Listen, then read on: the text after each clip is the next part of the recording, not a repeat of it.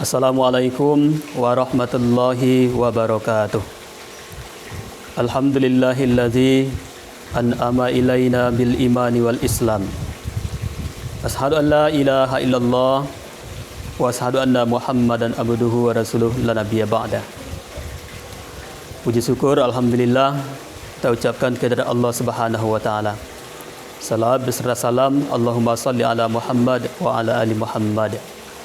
Saudara-saudaraku dimanapun berada, kembali pada kesempatan ini saya akan menyampaikan sebuah tausiah singkat yang saya ambilkan dari surah Al-Imran ayat 133 sampai 134. A'udzu billahi minasyaitonir rajim.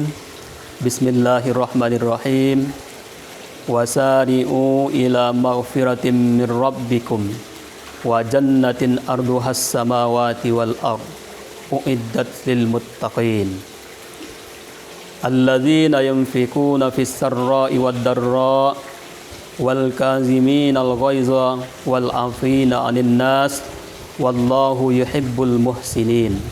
Shadaqallahul azim. Saudara-saudara, dari ayat yang dibacakan tadi ada perintah Allah kepada orang-orang yang bertakwa. Maka sebagai tema dari tausiah ini adalah anjuran Allah kepada orang-orang yang bertakwa. Yang pertama, kata Allah Subhanahu wa taala, wasari'u ila maghfiratim arduhas samawati wal ard. Bersegeralah kamu kepada ampunan Allah dan surga yang luasnya seluas langit dan bumi. Uiddat lil muttaqin, yang disediakan untuk orang-orang yang beriman. Pada ayat ini Allah memerintahkan kepada kita selaku orang-orang yang bertakwa untuk selalu mengejar ampunan Allah Subhanahu wa taala. Dalam hidup ini tidak ada kita yang tidak melakukan perbuatan dosa. Perbuatan dosa memang suatu hal yang tidak kita ingini. Tetapi karena godaan dan rayuan dan keimanan yang kita miliki, kadang kita terpeleset juga melakukan perbuatan dosa, dan itu tanpa kita sadari. Dan itu hanyalah bisa kita usahakan semampu dan sekuat kita. Tetapi ada kalanya kemampuan kita itu terbatas sebagai manusia.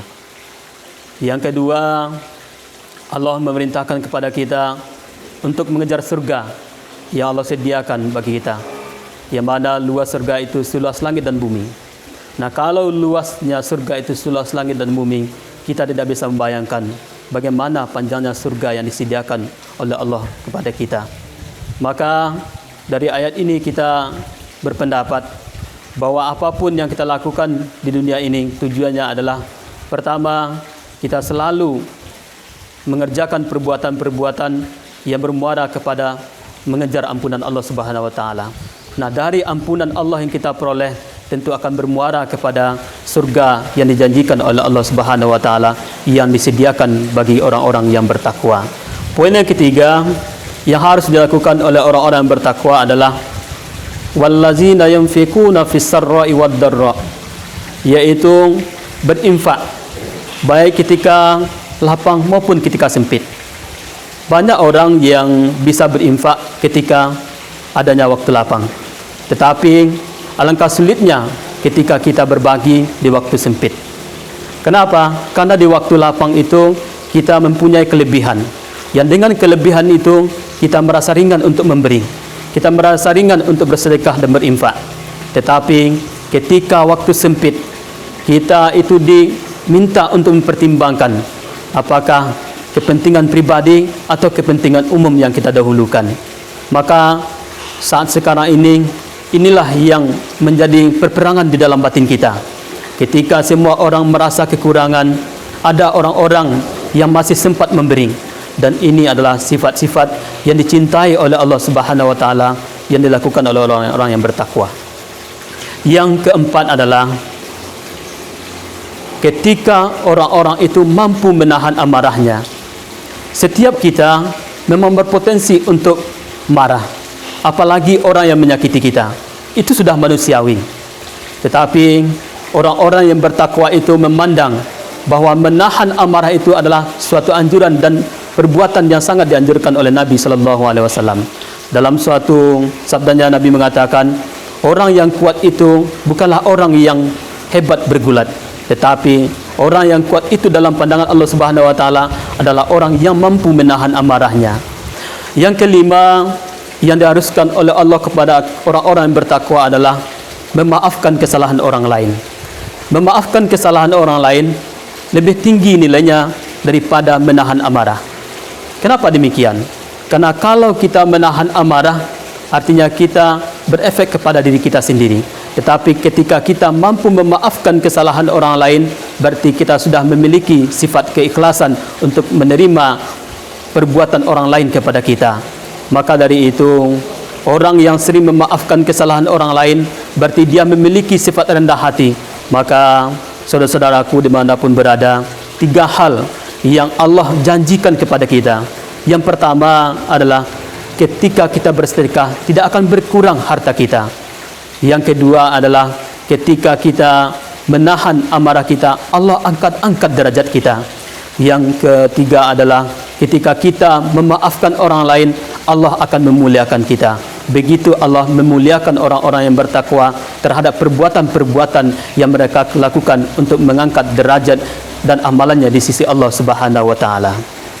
Maka dari itu anjuran kita adalah bagaimana kita bisa melakukan perbuatan-perbuatan tadi dalam kehidupan kita sehingga ketakwaan yang akan kita capai, ketakwaan yang akan kita raih betul-betul menjadi sifat dan kepribadian yang sering mencermin dalam kehidupan kita sehari-hari.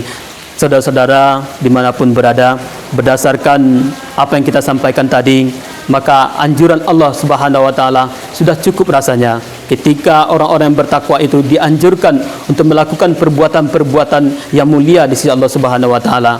Sesuai dengan artian ketakwaan itu sendiri adalah mentaati Allah Subhanahu wa taala itu berdasarkan ilmu. Kemudian meninggalkan larangan Allah Subhanahu wa taala juga didasarkan ilmu. Itulah wujud ketakwaan yang sebenar-benarnya. Mudah-mudahan dengan penyampaian ini sedikit menambah keilmuan kita, sedikit mengetuk hati kita untuk selalu berbuat ihsan dalam kehidupan ini. Yang pertama, dengan selalu kita berinfak baik dari waktu lapang maupun di waktu sempit. Yang kedua, kita selalu mengendalikan diri kita dalam kehidupan, yaitu dengan tidak cepatnya kita marah terhadap kesalahan-kesalahan yang diperbuat orang lain. Kemudian yang ketiga adalah kita selalu memaafkan setiap kesalahan yang dilakukan orang lain, karena setiap diri kita, apapun kita, profesi kita, jabatan kita, pasti kita melakukan kesalahan itu. Dan sebaik-baik kesalahan itu adalah orang yang mampu memaafkan kesalahan orang lain dalam kehidupan ini. Demikian yang dapat disampaikan. Kita akhiri, wabillahi fisabilil haq fastabiqul khairat. Wassalamualaikum warahmatullahi wabarakatuh.